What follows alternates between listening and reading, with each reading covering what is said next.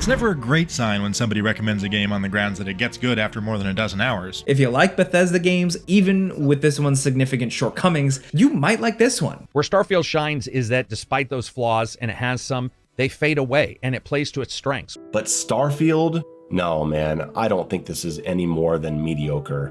Only impressive in its central premise of going around the galaxy in a spaceship. Sorry, did you want to get immersed in our world? Yeah, well, guess what? Fucking pronouns!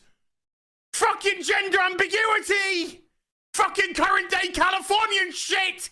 Because that's all we fucking know! Because we're boring! We're so fucking boring! But what does Chele think?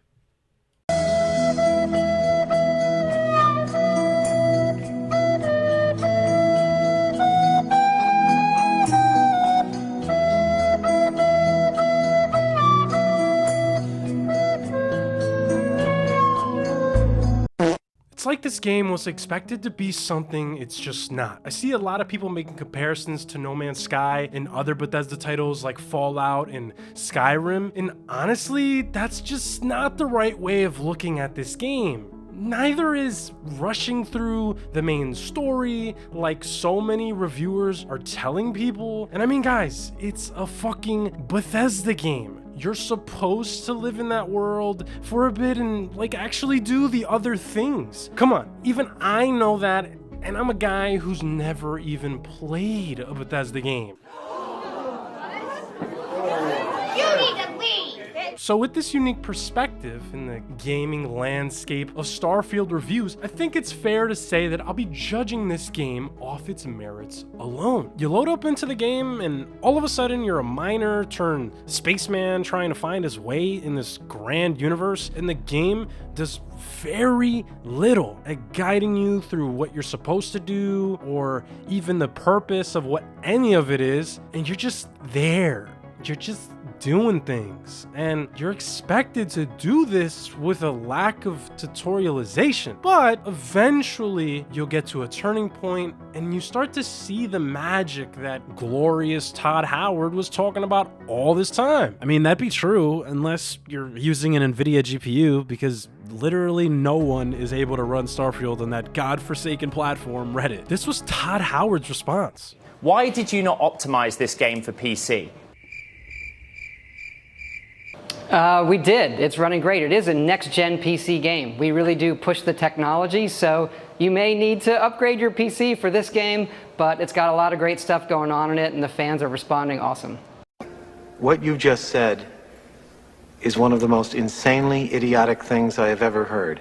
And by the way, if you're wondering, it's the same guy who said Fallout 76 was gonna have 16 times the detail. 16 times the detail. 16 times the detail. 16 times the detail.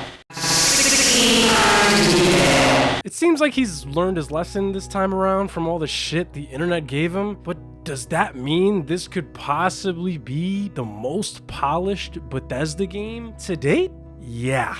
And it shows by a long shot, though each player's mileage may vary, but if you're already used to Bethesda's jank, then it's just part of the charm. But keep in mind though, that the real glory and shinier parts of Starfield reveal itself in how you choose to play. Please, for the love of God, take your time. The game will not hold your hand, so just explore the sandbox you're being given and learn it. The more you learn, the more you'll fall in love with Starfield and the universe surrounding it. The game is asking you to discover the world for what it is and can be if you just let it pull you in. And look, I'm not gonna lie, it was pretty jarring for me to get into it at first because there's so many different systems to learn. But if you pick what you want to do and start finding what role your character plays in this surprisingly deep universe, the design choices and foundation that mold the game all begin to make sense. And inevitably, getting past the bitch work you're gonna do is part of the experience, because that's just what comes with an RPG. It's gonna feel like all you're doing is random tasks for companions, but knowing when to step away from that is crucial, and diving into some of the other side quests and activities that may seem insignificant is really where the story expands into something far more. And the true RPG elements really start to show, and Starfield lets you be the player you want to be. But what the game won't let you do is carry more than 10 items at a time, because fuck you and your loot. I don't know how many times I had to drop shit out of my inventory or load one of my companions up with my stuff, because even the cargo hold in your ship isn't enough to hold all your shit. And I mean, Bethesda, you've literally created a game that entices you to pick up anything and everything. And you mean to tell me that this is the best inventory system y'all came up with? Ain't no way! And what the fuck happened to a navigational map? How is something as basic as this missing? I mean, you cannot say that the trail guide scanner is an alternative or a replacement, because it doesn't fucking work. And almost every time I was using it, I had to readjust or put it away for it to work again and point me in the right direction. And I think when you have players making mods, interactive maps online, or full-on Lego recreations just to get around, there's a clear problem. And I can go on and on and on about the little things like the weird level scaling that just seems to not really matter, and cheesy combat, which I definitely exploited the shit out of. But let's be honest, it's nice to have some cheese every now and then.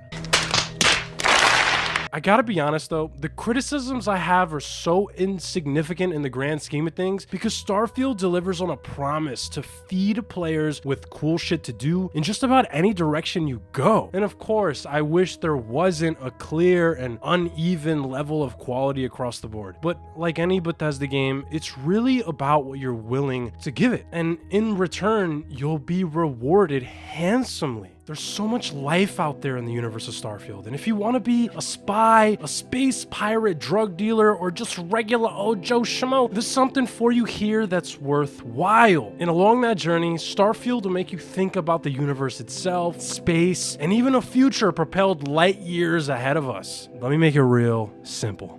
Bethesda has created a game that lets you define who you are and the adventure you'll have. And not playing through twice is a disservice, because once the credits roll, that's where the game truly begins. And soon after, you'll find out what the whole point of the journey was in the first place. And whether it's the ultimate space sandbox experience or not, it's clear that Starfield is trying to be something far greater.